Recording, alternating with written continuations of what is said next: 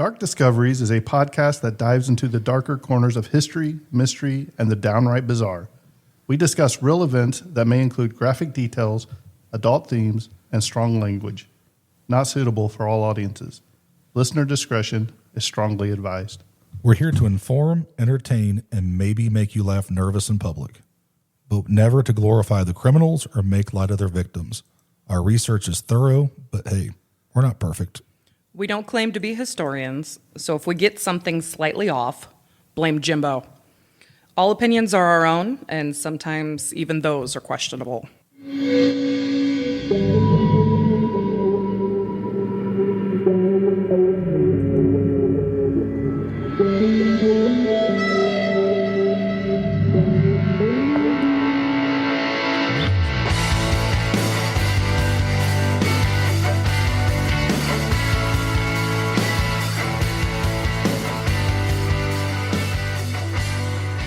What is wrong with you? Can you please just not touch things when we go to record? It's my first day podcasting and nothing's cooperating on my computer. Well, we can hear you clicking the mouse, dropping your phone, your beeps, your No, I had the sheeps. mouse backwards. I was trying to use the mouse and it wouldn't work. It was backwards. I'm trying to turn the volume down. Like, it's my first day podcasting. Yeah, we obviously know this. Well, welcome back to Dark Discoveries. I'm one third of your host, Jimbo. 1/3 or you half, because it sounds like I'm about to get kicked out. Fired from my own podcast. Are you going to say who you are or just... I'm Dustin. Welcome back. I'm Jackie, and it's been a minute, so we apologize. It hasn't been a break for you, but it's been a break for us. Dustin's been lost in the Caribbean. Yes, so we are trying to get back on task here. So tonight we are going to dive into 3 random stories that we didn't let each other know about, except Jackie because she likes to spill the beans. I can't help it. I have a large mouth. Okay, that came out wrong. That's what she said. But here we go. Are you ready? Ready. I'm going to kick it off. Are you ready? We're going to be talking about Plum Island. It is the forbidden lab of the East. Has either of you heard of that? I have not. Really? Well, buckle up, buttercups. Oh, So, who's Buttercup, him or me? a small windswept island off the coast of Long Island, New York, just 3 miles from the mainland, known to locals as Plum Island. So, yes, this is in America. From a distance, it looks harmless. Just another patch of green against the gray-blue Atlantic. But for decades, it's been shrouded in secrecy, suspicion, and science. It's said to be home to deadly viruses, exotic diseases, and government experiments gone wrong. Some call it the birthplace of biological warfare in America. Others claim it's the origin of Lyme disease. And even stranger, that it hides evidence of genetic experiments too disturbing to believe.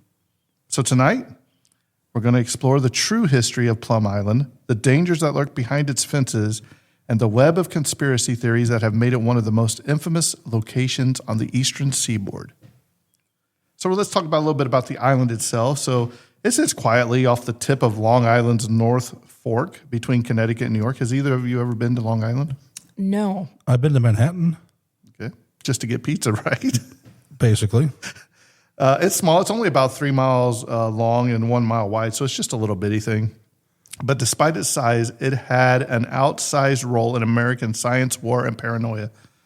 The island gets its name from the wild beach plums that grow along its shores. Long before laboratories and barbed wire, it was home to Native Americans and later to early European settlers. In the late 1800s, it became part of America's coastal defense system. During World War I and World War II, it served as a military outpost. The U.S. Army constructed Fort Terry, which housed large coastal guns and troops defending the entrance to Long Island Sound. But after the wars ended, the Army didn't abandon the island. Instead, it changed its purpose. And that's when Plum Island began its transformation from a military base to a biological fortress. In 1954, under the Department of Agriculture, the Plum Island Animal Disease Center was established.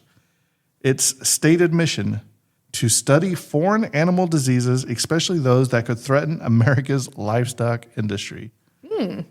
So at least it's on an island away from everybody, right? Yeah. But we'll soon discover something else. Okay. The facility was built to handle some of the most contagious pathogens known to agriculture, viruses that could wipe out entire herds of cattle, pigs, and sheep. Oh, no. The logic was simple, but chilling.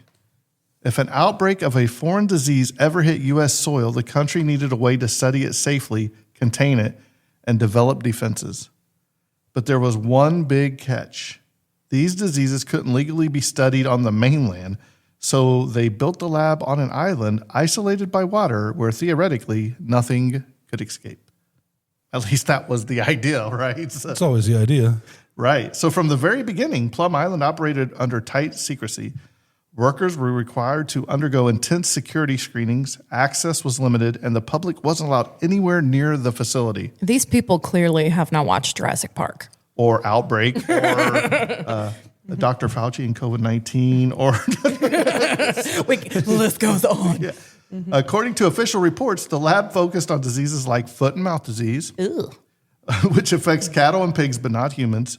But over the decades, rumors began to swirl that the work there went far beyond agriculture. In the 1970s, leaks were reported, both literal and bureaucratic. Former employees spoke of broken seals, improper procedures, and safety lapses. A few even alleged that pathogens may have escaped containment. Uh-oh.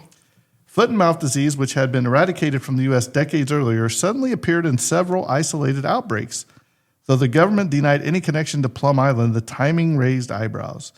By the late 1990s, a Newsday investigation exposed a series of incidents, including electrical failures, flooding in containment areas, and aging infrastructure that wasn't equipped to handle modern biohazards. Even the Department of Homeland Security later acknowledged that the lab was deteriorating and leading to its eventual planned relocation, a move that would only fuel new conspiracies. But before we get to that, we have to explore how a government lab studying animal diseases became something far darker in the public imagination.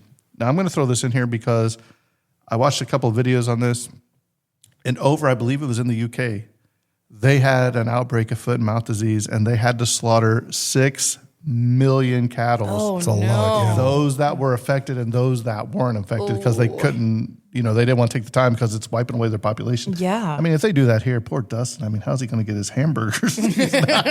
White Castle's gone. I haven't had White Castle in a long time.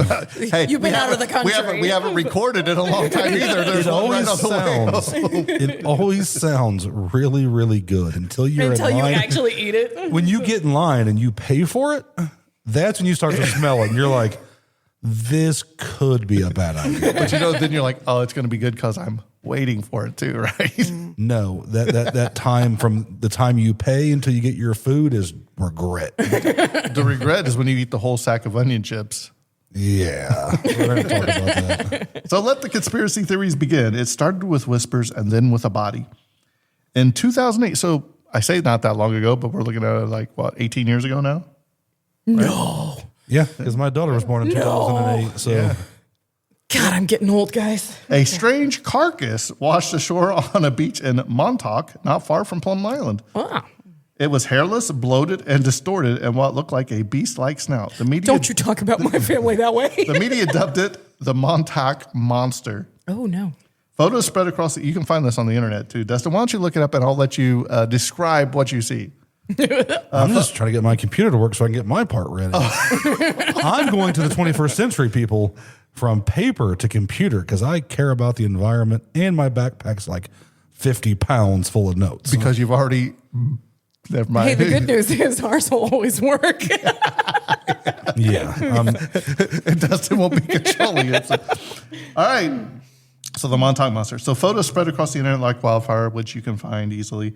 Was it a mutant experiment from the island, a government hybrid gone wrong, or just a raccoon in an advanced state of decay? Experts said the latter, but for conspiracy theorists, because we love a good conspiracy, the timing was too perfect. The image became proof, at least in their eyes, that something unnatural was happening on Plum Island. Theories multiplied. Some claimed the island was experimenting with gene editing, merging animal DNA for bioweapons research. Yeah, because that's definitely some type of hog Did you see that's been crossbred with It looks like a something. beaver, kind of like a hairless beaver is what I think it looks It's like a wild boar. It's No, like Miss Canada in 1972. going to have to look her up. So others believe the lab's focus has shifted from livestock to humans. So these people are just getting crazy. And and I'm surprised because with the day and age we have of technology with like drones, I wonder if anybody just flies drones over there and just tries to get it, or do they shoot them down? Oh, I bet you they shoot them down. Well, it would almost have to be, you'd have to have knowledge of them being there. Sometimes they can fly up pretty high and you don't see or hear them. But I know over big, you have to abide by what FAA regulations. Speaking of that, have you seen that plane that's going through and shooting the green laser down and geo mapping like Chicago and everything? No. Yeah, it was like 2:30 in the morning the other night, and this thing flew back and forth for like 4 hours mapping Chicago or whatever. Well, they're probably looking for like, hey, there's this many weapons here, there's this many weapons here. Yeah. So if something happens. Well, they declined the National Guard's help, so are you saying they get what they get? Maybe Or they're going to go got by it handled. or they're going to go in by force. Who knows? Yeah. So, and then there was the Lyme disease connection, one of the most persistent and controversial claims of all. Does anybody here ever know what Lyme disease is, or know anybody that has been affected by it? Yeah. It never goes away. Crazy. It never goes away. I got real sick. They were hiking through the Appalachia, her and her dad. Did you get the tick? Oh, yeah. Oh, yeah. So, bad. So Lyme disease was first identified in the 1970s in the small town of Lyme, Connecticut, just across the water from, you guessed it, Plum Island. The disease caused by the bacterium Borrelia burgdorferi, which I think Dustin had on his cruise at like 1 a.m., is spread by deer ticks. It can lead to severe joint pain, neurological issues, and fatigue. The joint pain was just walking up and down stairs all the day. That's not Lyme disease. Oh, on the ship? Yeah, that was just going up and down the You stairs. should have took the elevator. It was full. Every time. To some, the geographic coincidence was too close to ignore. Lyme, Connecticut sits directly across Long Island Sound from the lab. A theory emerged. What if the ticks carrying Lyme disease escaped from Plum Island? Supporters of the theory pointed to a man named Dr. Erich Traub, a German scientist who worked on Plum Island in the early Cold War years. Before coming to America, Traub had been involved with Nazi research on biological warfare, particularly diseases that could devastate agriculture. When the U.S. recruited German scientists under Operation Paperclip, which I believe Dustin's going to cover eventually in the future, Traub's expertise was considered valuable. He was brought to Plum Island, where he reportedly conducted animal disease studies. It wasn't hard for conspiracy theories to connect the dots. Speaking of connecting dots, do you guys remember Bill Cosby when he was on the picture page? No, I just remember him doing the pudding pop commercials. Do you remember that? It was I don't remember that. Nickelodeon. Okay, maybe I'm just old. Okay. Speaking of Bill Cosby, best line I ever heard was this guy brought a bottle of wine up to a table and he's like, "This is from Bill Cosby's private collection," and they immediately fell asleep afterwards drinking. It was the freaking funniest skit I've ever seen in my life. Shout out to the theater that did that. All right, sorry, go ahead. A German scientist with ties to biological warfare. So here we go. An island lab studying exotic diseases. A mysterious new illness appearing just a few miles away. What are the odds? Officially, there's no proven link between Plum Island and Lyme disease, though. The Centers for Disease Control and the Department of Agriculture have both denied any connection. Why would you connect yourself to that, even if it were true, right? But for many, the circumstantial details remain unsettling, and the fact that most of Plum Island's research remains classified has only deepened the mistrust. So we're going to talk about the shift to Homeland Security now, because, what's one thing? Well, there's two things. One, we had a small, I want to say like a internet attack, would you say, where the system went down just like this week, where I read about that on the ship that Amazon went down. A lot of things went, like 100 different things went down. So you mess with that, or you mess with people's food, people are going to go crazy. So after the September 11th attacks, concerned about bioterrorism surged. In 2003, the Department of Homeland Security took control of Plum Island. Its mission expanded beyond livestock protection to include national defenses against biological threats. If I'm a scientist or if I'm with Homeland Security, I'm not going to that island. Hell no. I'm not going to be there. This raised new fears. If Plum Island had been controversial before, what kind of research might they be doing now? The lab's secrecy intensified. Fewer reports were released to the public.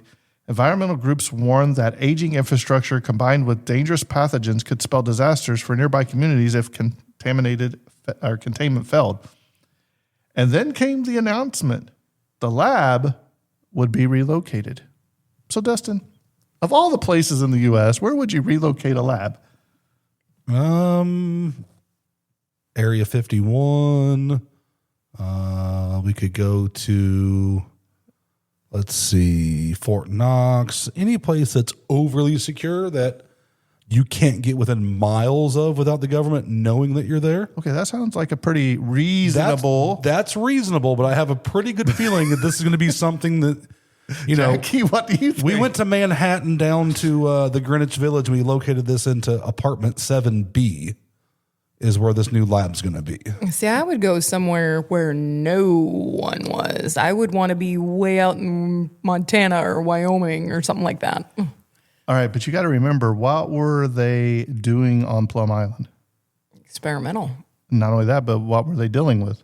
Animals. And so let's go to the prairie land. Here we go. So in the late 2000s, the U.S. government revealed plans to build a new facility, the National Bio and Agro Defense Facility, or NBAF, in Manhattan, Kansas. I was going to say Oklahoma, but The new site would replace Plum Island entirely, transferring its research to the heartland. This immediately sparked outrage. Critics questioned why a high containment lab for exotic animal diseases would be placed in the middle of America's livestock belt. If something escaped there, the consequences could be catastrophic. I mean, you're talking about millions of animals being destroyed. And look at all the income that those farmers and herders and cowboys and all that need. But the supporters argued that, hey, this new facility, it's going to be state of the art, far safer than aging Plum Island. But for many, it wasn't the move that mattered. It was what might be left behind. Rumors began to circulate that Plum Island wouldn't be decommissioned at all. Some said it would be sold to private interest. Others claimed it would remain active under a new, darker purpose. To this day, the exact timeline for Plum Island's closure remains uncertain, as much of what happens there is still unknown to the public. We still don't know. Animal experiments and hidden files. Over the years, whistleblowers and former employees have described bizarre and sometimes horrifying animal experiments. Cows, pigs, and sheep intentionally infected with deadly viruses. Deer populations tested for vector-borne diseases. Even rumors of cross-species experimentation, animals altered or fused for immunity testing. It sounds like a Rob Zombie movie. One anonymous worker claimed to have seen hybrid creatures, animals that, quote, shouldn't exist. Maybe Bigfoot came from there. Maybe. Could be. Another described hearing strange animal sounds at night echoing from restricted labs. Most of these claims are impossible to verify, but documents obtained through the Freedom of Information Act confirm at least some disturbing truths, including that infected animals were burned in open-air pits during early experiments, potentially allowing pathogens to escape into the air. Even in the 1990s, the General Accounting Office criticized the facility for its outdated safety systems. Flooding, leaks, and storm damage had compromised parts of the lab more than once. If the public ever knew how close some of these incidents came to disaster, the island's reputation might have even been darker than it actually is. Behind all the secrecy, though, there were real people working on that island every day: scientists, veterinarians, and technicians. Many lived in nearby communities and traveled by ferry to the lab. So you better hope nothing can be, crawl onto a ferry. Cross-contaminated. I mean, you'd think about the Lyme disease. It could have hopped onto one of them guys. Easily, yeah. Traveled over. Some described it as ordinary, even boring. Others said it was like stepping into another world, a place where everyone followed strict routines, never asked too many questions, and always looked over their shoulders. For decades, Plum Island employees were sworn to secrecy about their work. Even now, many refuse to talk publicly. Some say they're still bound by non-disclosure agreements. Others simply don't want to stir up old ghosts. Probably don't want to die either, if you start running your mouth. But the fear surrounding the island isn't just about diseases. It's about the unknown. the sense that something powerful and dangerous is being kept just out of sight. And in that darkness, imagination fills in the blanks. Plum Island has appeared in novels, films, and documentaries. Author Nelson DeMille wrote a best-selling thriller called Plum Island, weaving murder, mystery, and bioweapons into fiction that felt uncomfortably plausible. Television specials and YouTube documentaries have painted the island as everything from a Cold War relic to a secret government experiment site. In pulp culture, it's become shorthand for secrecy, the East Coast version of Area 51. And maybe that's part of why it endures, because it's in a world of transparency and surveillance, Plum Island remains one of the few places that refuses to explain itself. And it is against the law to travel there. You cannot get to Plum Island. So what lies ahead? As the new lab in Kansas takes over operations, Plum Island's future remains uncertain. For years, there have been proposals to sell the land to developers or to turn it into a wildlife refuge. Environmental groups argue that the island's isolation has made it an accidental sanctuary, home to rare birds and untouched ecosystems. But others fear that once the government fully vacates, its secrets might stay buried forever. What diseases were tested there? What experiments were performed under classified projects? And what, if anything, might still linger in the soil, the air, or the water? We may never know. Plum Island is a paradox, a place meant to protect America from biological threats, yet one that became a threat in the public imagination. It's a reminder that secrecy breeds fear and that even well-intended science can slip into the realm of conspiracy when transparency disappears. Maybe the truth about Plum Island is far less dramatic than the legends, just a decaying government facility filled with aging equipment and faded caution signs. Or maybe it's something else entirely. A quiet monument to the lengths we'll go to control nature and the dangers that come when nature fights back. Whether it's a relic of the Cold War, a hub of bioweapon research, or simply the birthplace of misunderstood stories, one thing is certain. Plum Island holds a place in America's collective fear, a forbidden patch of land where science and secrecy collide. And like all good mysteries, it refuses to give up its answers. So stay curious and stay out of the dark. Because sometimes the scariest places aren't haunted by ghosts, but by the things we're not allowed to know. That is Plum Island. Dustin, what is going on in Plum Island? Who knows? Because we're not allowed to go explore. All we know is what they tell us. Okay, Dustin. So I think our first road trip, me and Jackie. Yeah, let's go to a place that'll land us in federal custody. That sounds like a road trip. Only if you get caught. Okay. Okay. I just really want to watch a Dustin sneak. That's it. Just sneaky little Dustin. And I hope every time he's like dressed up like stuff. And then every time he does the little steps, he goes dun dun dun dun.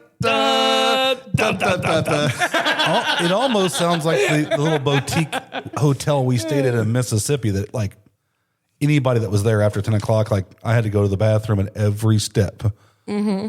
The loudest creak you will ever get. Even in the bathroom tile, it all creaked. I'm like, no, these poor people are not going to get no sleep because this, and it didn't help that it said, oh, turn on your shower for 5 minutes. We've been in the car all day to let it warm up. Well, we let it run for like 45 minutes. It was hooked up backwards. So as soon as you crack the valve open, that was the hot. And if you go too far to close it off, it goes back to cold. So we're going back and forth at like 11 o'clock trying to get the water hot so I can take a hot shower because I've been in the car all day. And I just finally gave up and then woke up the next morning and figured it out. But I was like, nobody got any sleep in this whole building. I got it. Because I was trying to figure this out. And it was creak, creak, creak, creak, creak, creak, creak, creak, creak. All right, Dustin, I have a question. Because you said that you were going to try to take a detour and go see the meteorite that the lady got hit by. Did you get to go see the meteorite? When I got discouraged because the Buford Pusser Museum closed like Sunday, Monday, Tuesday, Wednesday. The Unclaimed Baggage Center going back through Alabama closed like Sunday, Monday, Tuesday. So I just got discouraged and didn't see any of it. Huh? Didn't see any of it. His wife just told him no. That's what I'm saying. No, she's really cool about that stuff because she's like, I'll just sleep. But I made her stay awake the entire time. But we did go, and I'll get some pictures up. Maybe by the time the people hear this in December. Mm-hmm. I have a picture of maybe a real mermaid, but it's not a humanoid mermaid. Just gonna say, we stopped at the Uranus Fudge Factory. Oh, it's a Fiji mermaid. Yeah. We stopped in Missouri, and funny thing about that, I was talking with one of the guys I knew on the cruise, and guess who was sitting next to us? I don't smoke, but he held court on the smoking deck. The girl who is like the spokesperson of Uranus Fudge Factory. Oh, how funny. Was sitting there with us. And I won't go, I'll tell off air the joke, but it was pretty funny because he was like, oh yeah, like there's a statue of me outside. I didn't see it because we got there late at night. Because I thought Uranus would be a hop in place at 9:30, 10 o'clock at night, where it's completely dark. But Uranus is completely empty at night. She said the peak time for Uranus is about 2:30.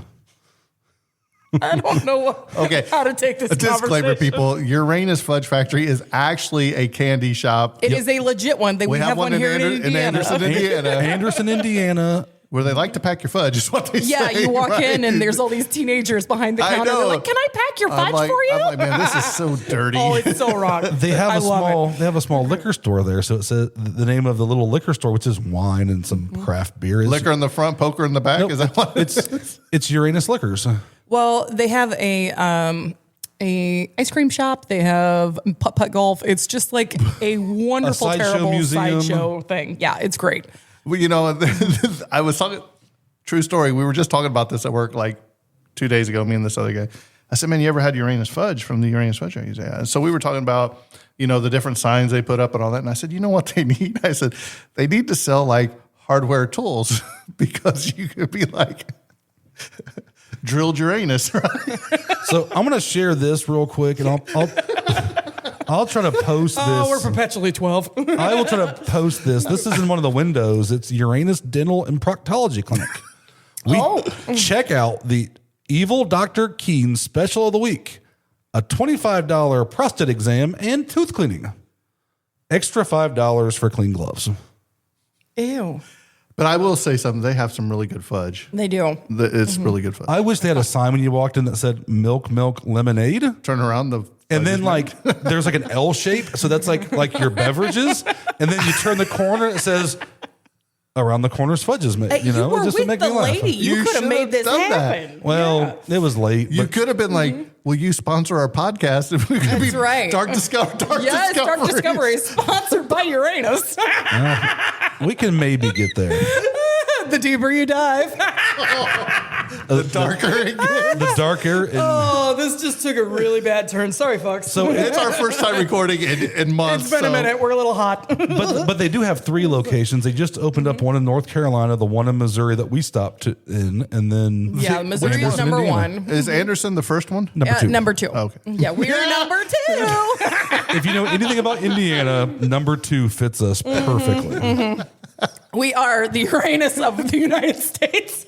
But they have it's got an awesome sign. Like I said, Yeah. it's a pretty cool. It's like $6 to So was she a mermaid outside? Is that what you're saying? I don't know. She showed us the picture and she's got stickers and stuff. I didn't, like I said, she was there smoking and my buddy Scotty kind of took over the conversation. But she said she's outside, a statue of her outside? Yeah, A there's picture? What is it though? Is it she dressed in seashells? What? Do you know? Are you just... She showed us, but I don't remember. That was like 2 Then weeks why ago. bring it up? You have this whole elaborate story to tell I us was about. so intrigued. So anyway, what about the mermaid? They'll have to wait and look at social media.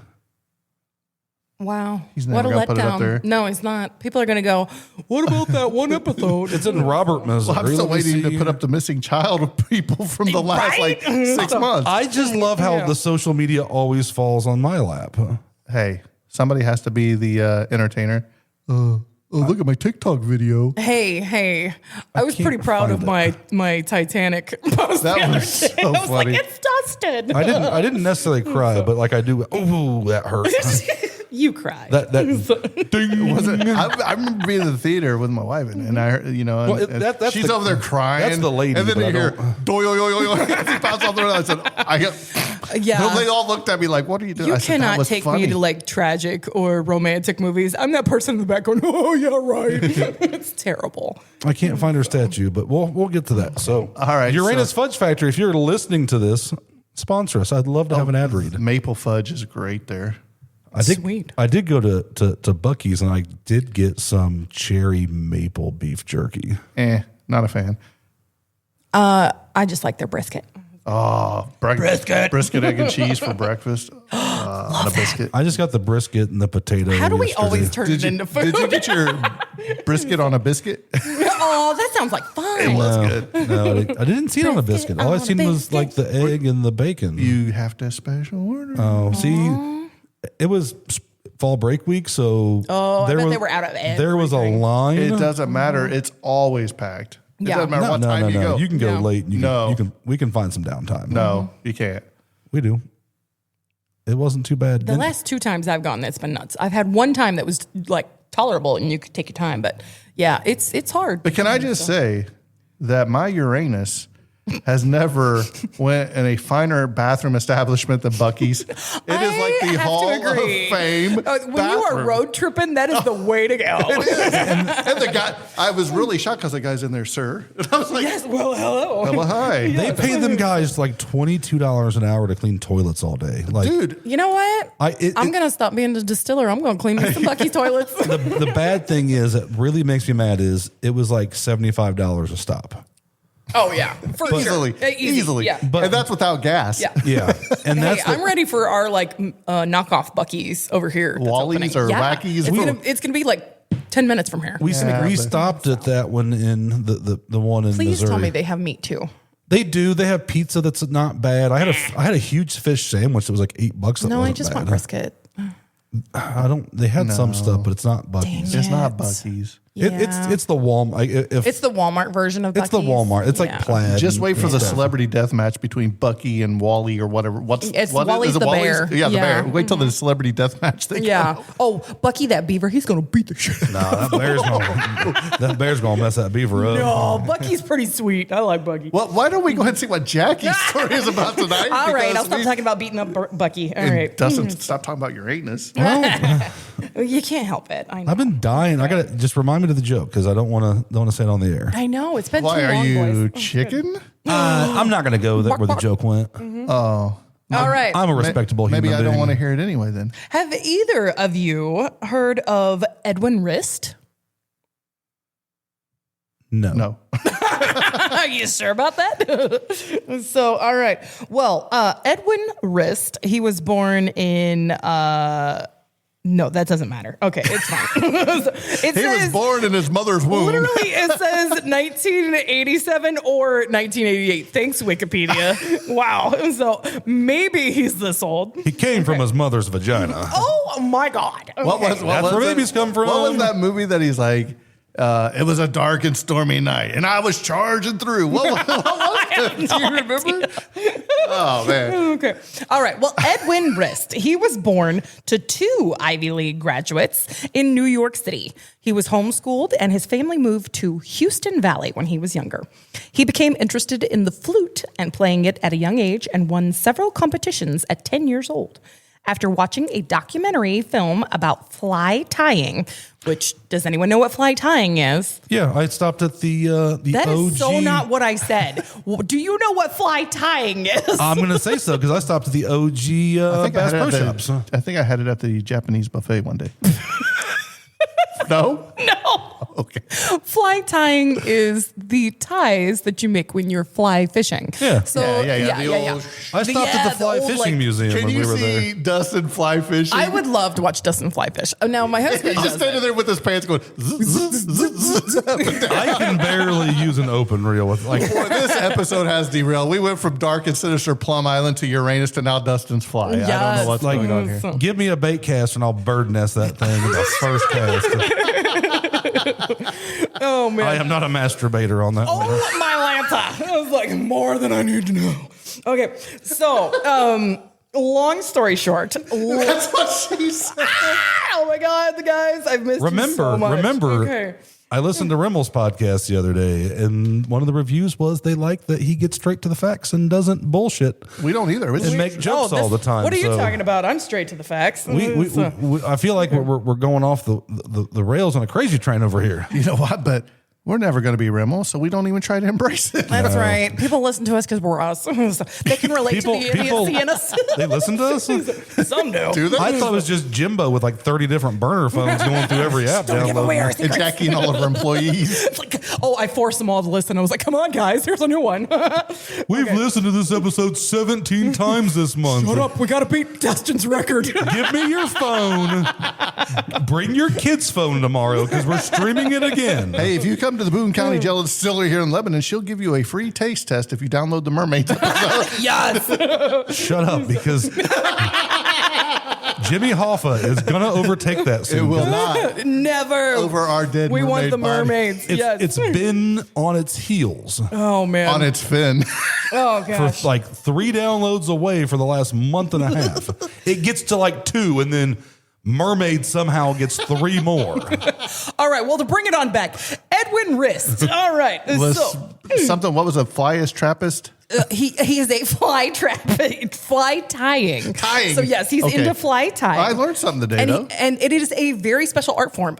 It is done in such a way that they actually take these feathers and they use strings, rope, things like that. And it looks like a bug on the line. And when they are in the water, it moves like a bug on the line. So it's a very, very special form Intricate of fishing. process. Very much so. The people that are into it, it's incredible to watch. They look really, really cool. And you got to use like these magnifying stuff because it's so It's so small tiny. in detail. You Yeah. have to make it bigger to do it. It's very cool. So yeah, not like the big metal lures that most people use. These are, hand-tied ones made out of feathers. So after he had watched this documentary, he became obsessed with this art form. The first artificial flies that he crafted were from feathers that he stole from his parents' pillows, which, great way to do that. Okay. He went on to participate in fly tying events and quickly gained attention in the fly tying community for his young age, but his massive skill level. All right, we're going to pause right here because somebody's got some static going real bad, like some feedback. I think it's your microphone. No, I think it's all these cords touching is what I think it is. If it's on the cable, it'll get it, I think. Say something, Jackie. Hello? Okay. Say something again. Hello? Okay, I think it's gone, right? I think so. I think something got crossed over a mic cable and it went nuts. Yeah, because I was like pausing Dustin, pausing me. And I was like, Okay. Where do you need me all right, to hang on. take just, off from? Just wherever you want to start. I just need to write this down so I know where to. Yep. You're going to edit it? I might just leave it in there. Okay. I've been dying to have a drink of this Celsius fizz-free peach mango. Maybe I should cut out the whole Uranus thing and just put it on a blooper. Dustin, and let me text that to myself. So it's like 30 minutes.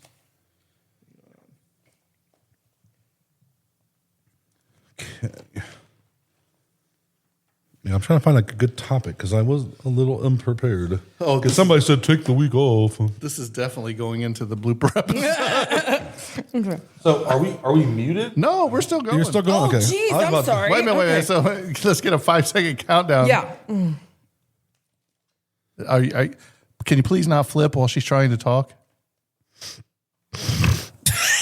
Jesus. Okay. I love you guys. There was a snort for you. All right. Hang on. Wherever you want to start. Oh, I thought you said you were going to count me in. I was waiting for the Oh, I count. will, but I mean, I don't know how far back you Yeah, want to I go got it. because maybe just go back to the beginning of your part because I don't like at the start because I don't know when it kicked in. I was trying to figure it out because I was. You just want, I'm not that far into Yeah, this. just You start. okay, Just start I got over you. that way. Okay. I'll keep All the right. jokes in there though if there was a good one. All good. Oh no, because we talked about the fly. We got to keep that in there. Okay. I'll start right after the fly trapeziest. The fly Tire. tying. Yeah, Okay. okay. All right. In 3, 2. All right. So Edwin, the first artificial flies that he crafted, he made from feathers that he stole from his parents' pillows. He went on to participate in fly tying events and quickly gained attention in the fly tying community for his young age and excessive skill level. After a mentor introduced him to flies from the Victorian era made from exotic bird feathers, he began seeking rare feathers for his craft. By the age of 15, he had connections with multiple zoos and aviaries, which allowed him to cheaply collect rare feathers. He also published a book on fly tying that was well received by the hobby community. After being accepted into the Royal Academy of Music, Rist left his fly tying supplies in the United States and moved to the United Kingdom. As a result of the 2008 financial crisis, he began to struggle financially and sought to reestablish his fly tying influences overseas for additional income. In 2009, Rist visited the Natural History Museum at Tring's bird collection while posing as a professional photographer. He photographed the birds that he planned to steal, as well as the hallways, locations, specimens, and entrance and exit points of the museum to plan a break-in. He planned his heist using a Microsoft Word document titled How to break into a museum. Plan for Museum Invasion. Very close to. Can you imagine if only ChatGPT would have been around for that Oh, he'd have been so good. Yeah, he'd have had a hell of a title. Yes. He'd have spent like 6 hours, but he would have got a good title.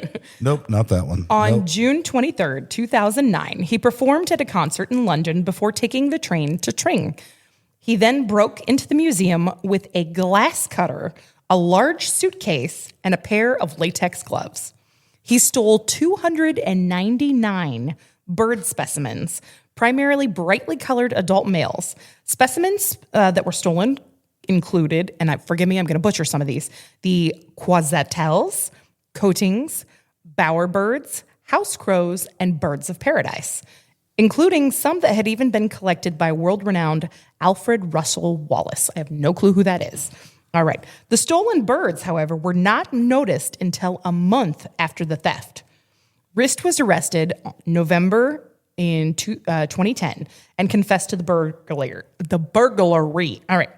Of the 299 birds stolen, 174 were found intact, but most of their identifying labels had been removed and ruined much of the scientific value behind them. I just said he didn't get a dodo bird. Oh, I'm sure he did. I mean, that's just a few. Okay. He stole 299. That's a lot of dang fake dead It's bird. a lot. Not fake. And a lot of these, dead birds. there are extinct and rare birds that he stole. They were all very, very hard to get feathers. Couldn't you just make it out of chicken feathers? You can, but not what he was trying to do. So, yeah. Because remember, his friend gave him a book of all those ones that were rare and extremely exotic. Yes. And so that is what got him known in this community. So Rist admitted to have stealing the specimen for the purpose of crafting artificial flies. He additionally had illegally sold some of the feathers on eBay in order to use the money to purchase a golden flute. Rist was given a suspended sentence and ordered to pay $125,150, which is equivalent to $202,680. But he did not face any jail time. And so Rist's bird heist served as the basis for the 2008 true crime book, The Feathered Thief by Kirk Johnston. It was announced in a 2022 that a television adaptation of the book was being developed alongside Universal Pictures.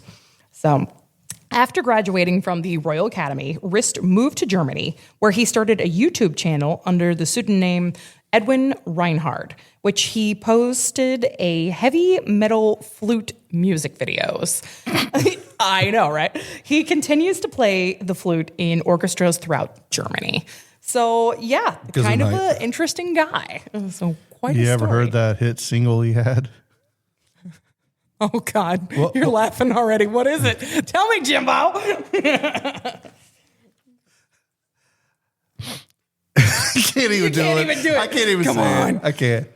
I don't know, but it's concerto number 9. Oh, no. We're not back to the nines, are we? Oh no! I was going to say it like 6 times. She's like, in 2009, Yes, but fairly recent. But who would He have didn't thought? have any jail time. He did not get any jail time, How but is he had a that massive crazy? fine. But still. Yeah. Well, and here's the broke thing. into a He museum. broke into a museum. He stole a bunch of this stuff. He sold a bunch of these feathers. And some of this stuff was never even recovered. That's what I was gonna say. Yeah. So of the 299, 174 were recovered. 9. So yeah, oh God, somebody's going to freaking clip that somewhere. It's Yeah. gonna be my new ringtone when messages come up. So yeah, he was an interesting dude. I wonder if he kept any of those flies for himself, or if that was all I would think he would confiscated. probably have to sell them to pay for his Well, fine. he was selling them on eBay, and he was selling the feathers as well. So interesting That's guy. crazy. I wonder if Yeah. anybody that he sold them to, if they went and collected it from I them. don't know. I mean, they would have all the information and tracking, Right. so it'd be easy to track down. But yeah, some of that stuff was from exotic and extinct birds. So I'm sure that, like any collecting, people are going to use those lures, but they're also going to go back to probably a really well-known fly maker. You think he was maybe trying to counterfeit some of those, or just make them as his own to? Well, it'd be hard to sell as new. That's the thing. I've even been in stores where they have like a shadow box and they have Yeah. different fly lures in there. Maybe they're he's doing so something like intricate. that, right? That you would almost think that would have to be the case. I Right. doubt anyone would be using ones that were from birds that were extinct. It would have to be Unless they're collection. like, golf balls and clubs and stuff, because, you get what you pay for. Right. I'm It's just not gonna thinking, make though, you with it catch a being bigger fish. extinct, it'd be hard to pass it off and not get attention that, oh, this is a new make. Yeah. I had some new old stock dodo bird feathers, just laying around. laying I had around, to- yeah. I just decided to make them. Yeah. Interesting guy, though. It's a very strange case, but I can't believe it took them over a month to notice that many birds were missing. That's crazy. Yeah. So, I had never heard of him, and I was very excited when I found that. So, yeah. Enjoy. There's your heist, Dustin. Okay. See, I'm trying to figure out where I'm at because I did a big episode that we're going to do probably next episode. But I've got another big topic, and I've got a lot of gangster stuff, and I don't want to burn into that. Just pick one. So we will, and keep in mind, I wrote this was a long time ago, so I haven't looked at this in probably 6 months. We're going to talk about Vernon C Miller. You're going to ask yourself, who was Vernon C Miller? He was born in, I can't even pronounce the name in South Dakota, so I'm sorry to any of our listeners in South Dakota. I don't know if we have any, but it looks like Minnehaha. Minne.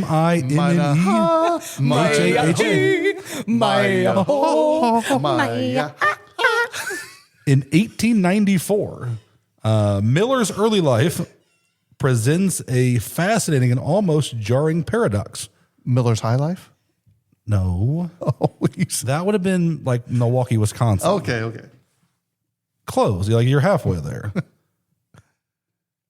Before he became known for spraying lead, Miller served as a deputy sheriff in Beetle County, South Dakota. Imagine that. A future public enemy turned public enemy number one. That's never happened, has it? No. Corrupt lawman? No. I can't. I can't think of anybody off the top of my head. I can't see anybody in the early 1900s to 1930s that would be corrupt. No. No. They're just bootlegging. It's fine. Cops are all good. It's the 1%. It's always the 1%, like the motorcycle gangs. It's always the 1% that gets you. But Because they're there to serve and protect, Dustin. their financial well-being. I know what they're serving. Uranus. I was going to go somewhere that way, but I'm trying to keep the dignity of this fine Oh, establishment. honey, that went out a long time ago.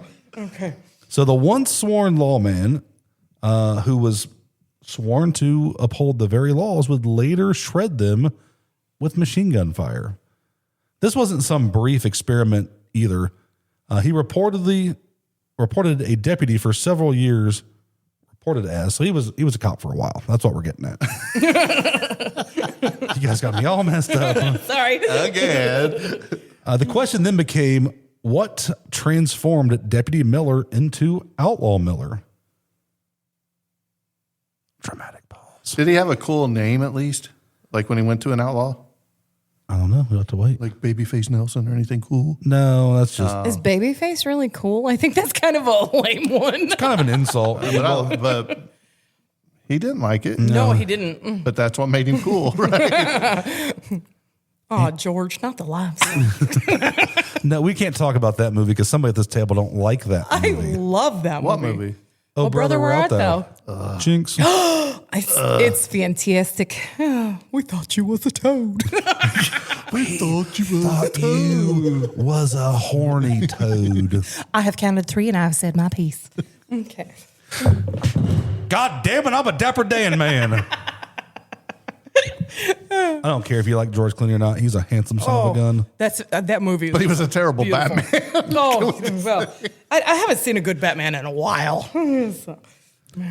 So, what really pushes a sheriff's deputy to go to the bad side? Well, Prohibition. That's what. The Prohibition era began in the 1920s and unleashed an unprecedented wave of organized crime. Bootlegging, gambling, and bank robbery became highly lucrative, and the lines between legitimate society and the criminal underworld began to blur for some. It's plausible Miller saw the inmates' profits being made and decided that maybe he wasn't making enough. You gotta remember that Al Capone was loved because he had soup kitchens. He was feeding these people. Yeah. Well, Jackie, do we know if any of the prisoners here were like buddy with any of the guards? And As a matter of fact, I do know of a gentleman, and I'm not going to say his name because he's alive and out and has been here recently. And so, but I can tell you some of the history of this jail. He actually thwarted a prison outbreak or a jail outbreak here. We were housing a gentleman, and long story short, he was a hitman, and there was a new guard. He'd opened up the sliding door, and he opened up a secondary door to take the inmates' trash. And at the time, they did not have, as you guys have been through this jail, there's not a lot of room for exercise, and there is no outdoor yard. So their exercise was a set of weights. And this guy picked up a dumbbell and was beating the guard with the dumbbell. And the commotion woke up the hitman that was being held here. The hitman went out, beat up the inmate for waking him up, and went back to bed. And as a result, the guard was able to get this inmate back in and shut everything down. And because of it, he actually became very good friends with the sheriff and the matron because they lived in this jail when all this happened. And the sheriff used to take him out, and he was allowed to eat dinner at their personal table with the sheriff's family. So because of it, they became very good friends, and he actually advocated for this gentleman to get out of jail later.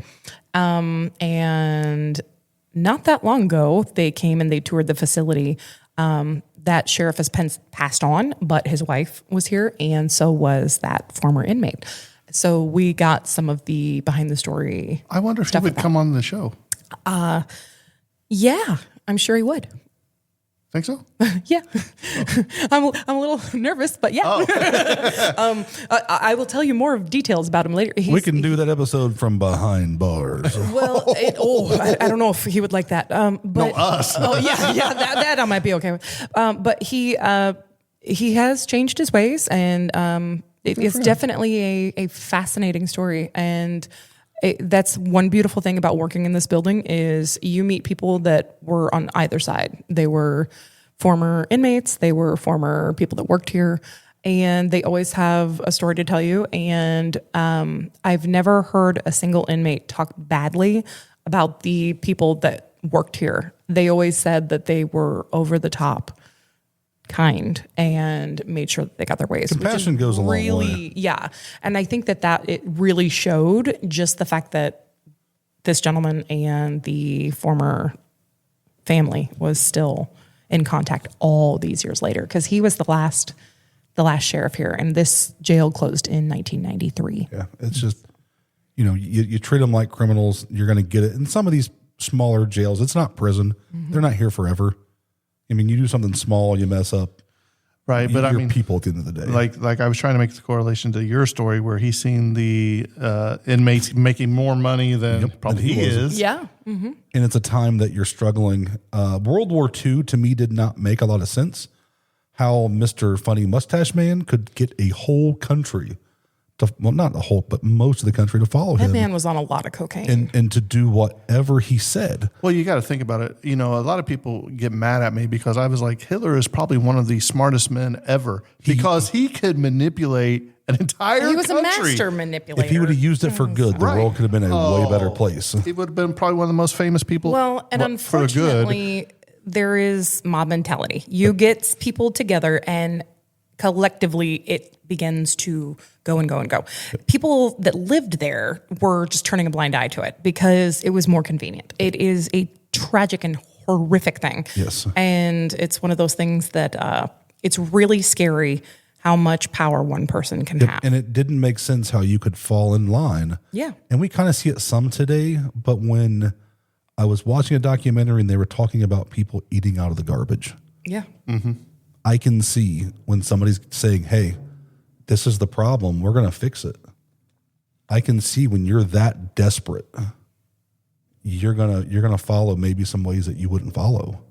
And same thing here. You're coming out of the Great Depression or going into it because the 20s were great for most people, or maybe a few people. And the other thing is fear. And then it goes down. Fear is a really scary thing too. I mean, these people were also, on top of being told all these horrific things, they were also being threatened that if you hit this, we will kill you. Yep. And just a horrible, so many things. And to live through that, you're starving and you have to do this and your country's falling apart. And there's nothing you can do. Like if you don't eat, you're going to die and you're going to find a way. And listening to different things it's funny that we talk about, that was some of the people talking from like the Ohio State Reformatory on an interview I seen where, they're talking about, you're hungry, but there's maggots in your food. Yeah. You may throw it away the first few days, but eventually you're going to eat it. Eventually you have to eat it. Mm-hmm. And it's a time that's just, it was good and what it's like to be good. And then now you see everything starting the businesses are washing up, the money's washing up. Who knows if you're going to get paid as that cop? You're putting your life on the line and you're struggling. You may be not able to put food on your table and you're arresting these guys in nice, fancy, flashy suits. Then, probably got nice, flashy jewelry, nice vehicles. Well, why am I busting my ass and I have nothing? And these guys have everything. Power, respect, money. Women. That's the big one. The ego and the pride. So you kind of want that back. So I can see where some of those things, and maybe he just wasn't the best. I don't know if you guys heard that, but we are in a haunted jail and distillery. So yeah, that was kind of weird. Don't know what it was. Boom, boom. I'm hiding behind Jimbo if somebody comes in with a knife. But you're seeing all these things that you want, and you can't really, just like today, you couldn't take it from the cartel. Like you arrest a cartel member, you can't like hold him up and take his property from him because they're just going to kill you. Yeah.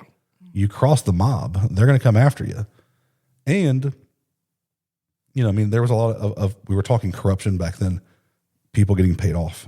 Dillinger didn't make it through because he was such a smart guy. They were putting out probably as much money as they were making, paying off cops, landlords, everybody. So it's a different time. Like I said, not many people listening to this are still around, probably nobody really, that lived through this time to tell you how bad of a time it was. So you see all this, you're making just a little bit of money. Perhaps you become disillusioned with the perceived corruption within the legal system itself. Or simply he just found the thrill of the danger of being an outlaw to be a little bit more appealing than just being a small town deputy. But by the mid-1920s, Miller had decisively crossed that line. He honed this skill not just with firearms, but with strategy and almost military precision. This made him stand out. He was known for being quiet, observant, and utterly devoid of fear when facing gun battle. This cold demeanor, coupled with his deadly aim, quickly earned him the formidable reputation in the bludgeoning. See, I'm using words I don't even know how to use. Words are hard. Stay in school, kids. Sean from Mako will constantly tell us that. Words are hard. I think he just says that to you. I just To boost your confidence. every time I hear him say it on the show, I think he's just trying to, make me feel good.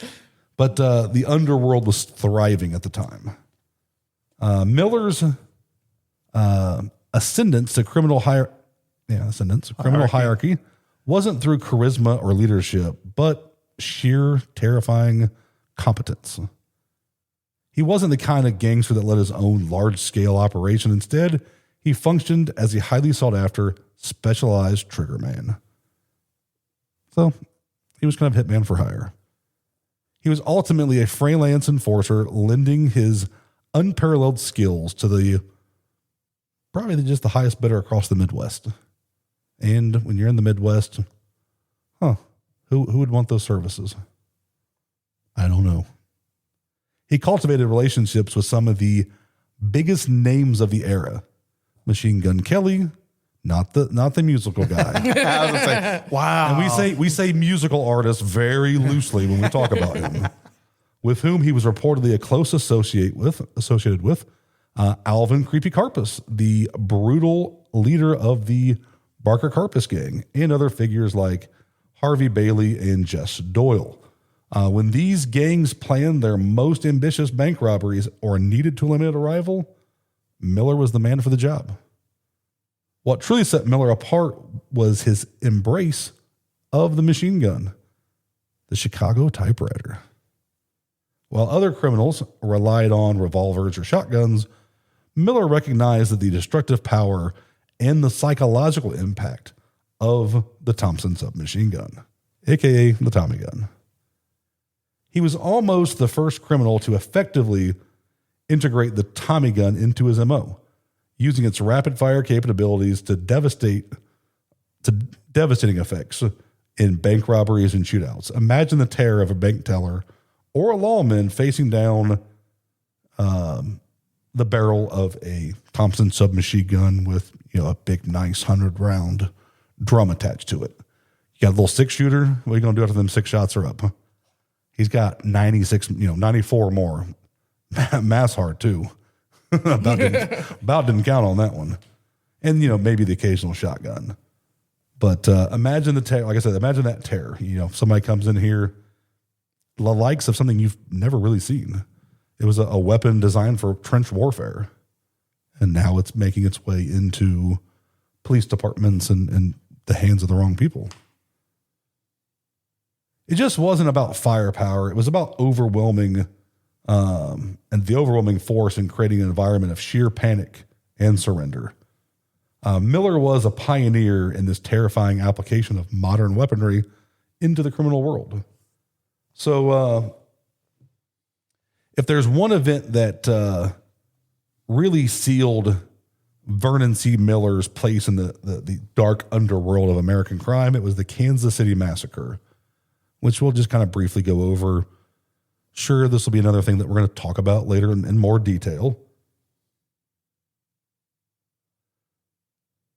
Yeah, I was going to say, wow, look at all that detail he's telling. Awkward pause. But the Kansas City Massacre was on June 17th, 1933. This was not merely a bank robbery gone wrong. It was a brazen, premeditated ambush that directly targeted law enforcement and sent shockwaves across the nation. It pretty much altered the landscape of federal policing. The target of this bloody operation was bank robber Frank Nash, who was being transported by a team of law enforcement officials from Hot Springs, Arkansas, to the federal penitentiary in Leavenworth. which is in Kansas. If you didn't know. I wonder if it's close to where Plum Island new facility is, right? Yeah. The government, they would probably be smart and keep things close together to where if something happens at one, you've got people at the other, vice versa. You can have your people in a concentrated area versus being spread out. Mm-hmm. So who knows? Maybe it is. The target, like we said, was Frank Nash.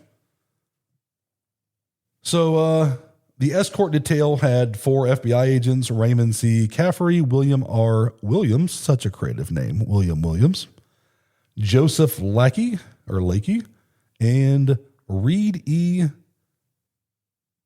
Vetterelli, that's how I'm going to say that, along with the Kansas City Police Chief, Chris Otto Reed, and the Oklahoma Police Chief, Frank Smith. Miller, along with his Confederates, Charles Pretty Boy Floyd, and Adam Richetti. These names are always fun. They plan to spring Nash from custody of the Union Station in Kansas City as federal agents and local police emerged from the trains with Nash. Miller and his accomplices unleashed sudden and ferocious hail of gunfire. Just the likes of the world. Yes, likes of the world has never seen at this point. Eyewitnesses described the scene as utter chaos and terror. Within moments, a horrifying toll was taken. The special agent Raymond C. Caffery, special agent William R. Williams, and Kansas City Police Chief Otto Reed, along with Oklahoma Police Chief Frank Smith, and their intended target of Frank Nash himself, were all caught in the crossfire. Special Agent Joseph Lakey and Reed E. Vetterelli were wounded but did survive. The sheer audacity and brutality of this ambush, particularly the cold-blooded killing of federal agents, was a watershed moment. It ignited a national outrage and critically galvanized J. Edgar Hoover's Bureau of Investigation, which would later become the FBI. This event proved Hoover in its political capital and public mandate.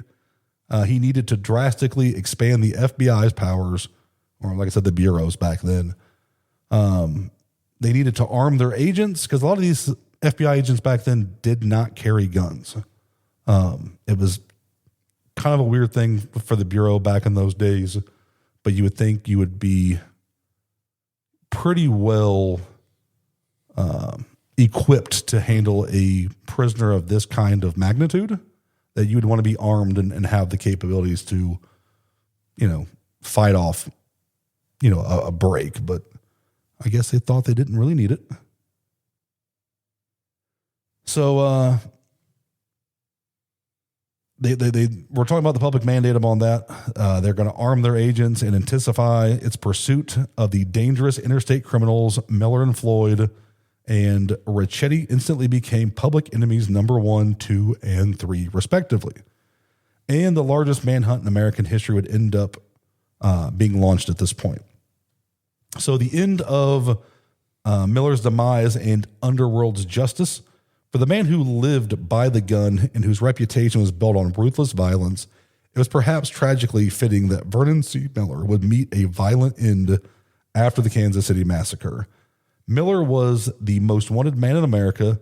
The full, relentless force of the newly empowered federal government, led by J. Edgar Hoover, was unleashed upon him. Released, relished, all these words I was trying to say that did not fit. Miller became a ghost, constantly on the run, bouncing between safe house and hiding with various underworld contacts, but he was a liability. A hot potato, if you will. Nobody wanted to hold him for too long. The pressure from the FBI was immense, making it increasingly dangerous to anybody that harbored him. So he's kind of like Babyface Nelson. Nobody really wanted to work with him or be around him because of... Yeah, and like I said, when you got the biggest manhunt probably to date at that point for you, I mean, you're lucky that anybody's housing you at all. Right. And His luck would run out in November of 1933, just a few months after the massacre. Vernon C. Miller's bullet-riddled body was discovered on a rural road outside of Detroit, Michigan. He had been brutally tortured before being killed, bearing signs of severe beatings and multiple gunshot wounds. The exact circumstances of his death remained up for debate.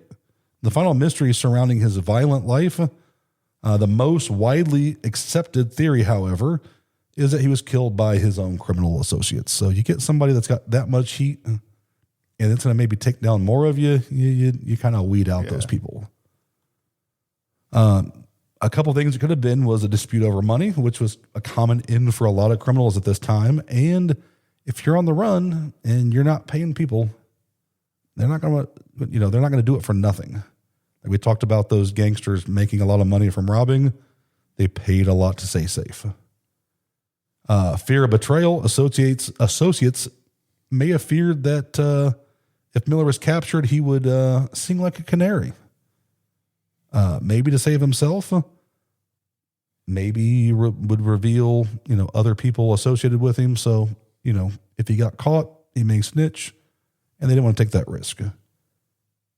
The underworld had its own brutal code of silence, and eliminating a potential snitch may have been a necessary measure. And pressure from the law. The intense federal pursuit of Miller made him too much of a risk. Anyone associated with him was also a target. Cutting ties violently, if necessary, was a very, as a way to divert attention. So, whatever the precise reason, Miller, the man who dealt death, ultimately met his own at the hands of the very world he inhabited. The criminal underworld, after all, had its own swift and merciless form of justice, often more final than really any court of the time. Did he sleep with the fishes? No, he slept on the side of the road in a ditch. Vernon C. Miller's story is more than just a tale of a violent criminal. It's a chilling reflection of a turbulent era in American history. He was a product of the Prohibition years, a time when law enforcement was often outmatched by sophisticated and heavily armed gangs that flourished. He wasn't a criminal mastermind, but in the strategic sense, he was also terrifyingly effective instrument of violence. A man whose unique skills with automatic weapons made him indispensable to the most dangerous figures of the time. But let's remember, you're never indispensable. You think you are. His actions, particularly the devastation of the Kansas City Massacre, proved to be a critical turning point. While tragic, it provided the how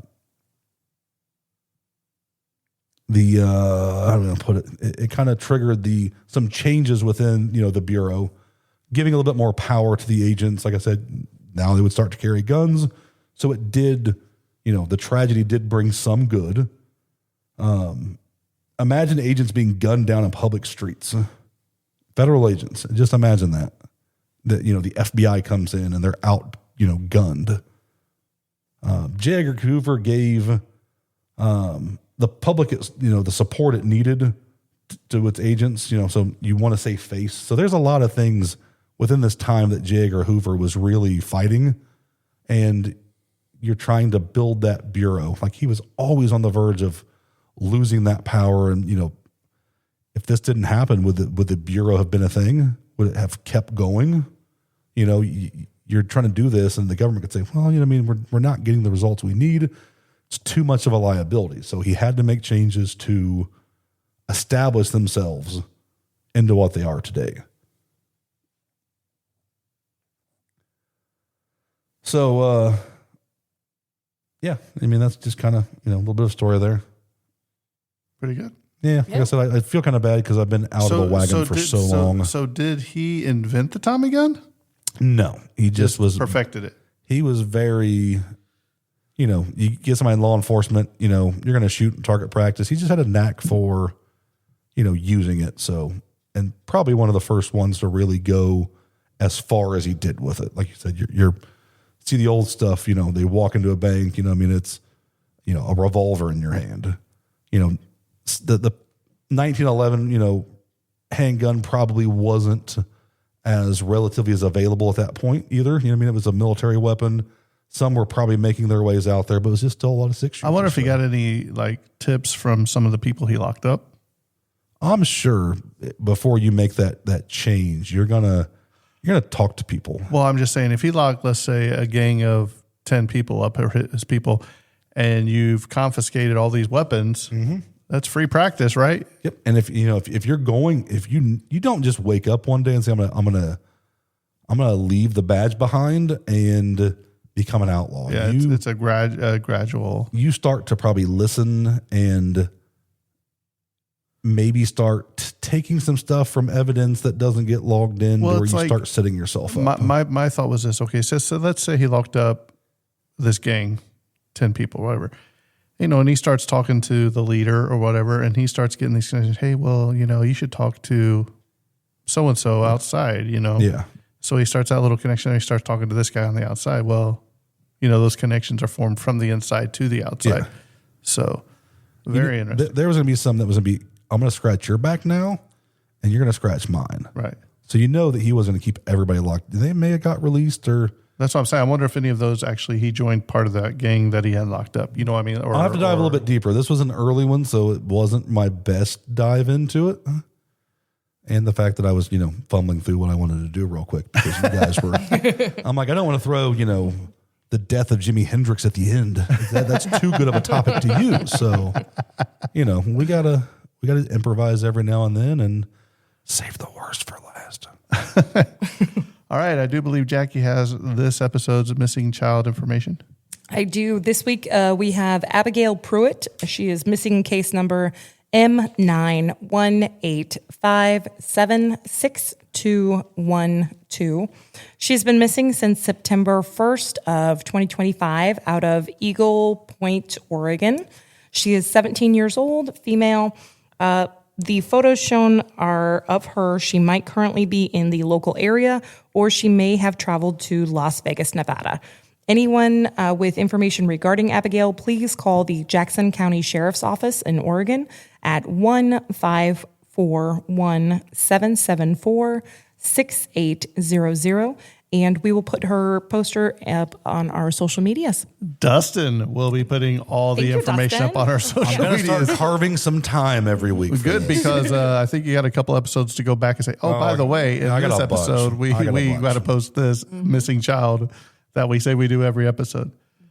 So sorry, this has been a little bit longer episode. This is the first time we've recorded, I think, since August, maybe. Yeah, me and Jimbo did one episode that you guys will hear. That's just me and him while Jackie was playing actress. Yep. And it's been about 2 months since we were all three together. So Dustin's got to knock some dust off the boots and get back at it. So I'll tell you what, if I am not in the swing all the time, I turn to crap. And you know what? I'm going to tell you this because Dustin will be like, hey, are we going to record this week? Hey, are we going to record this? Hey, are we going to record this? I'm a creature of habit. I said, man, I'm just going to mute this guy for like a month because Jackie said we're not doing anything.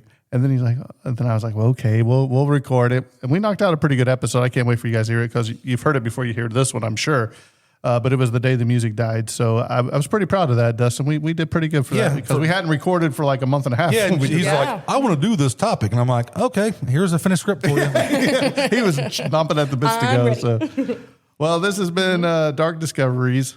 Where the deeper you dive, the darker it gets.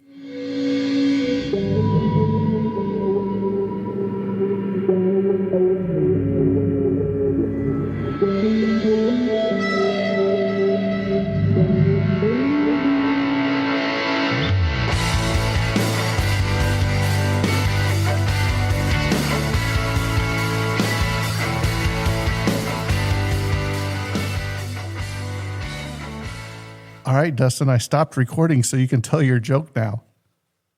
All right. So I'm sitting on the deck of this boat and the girl from Uranus, offers to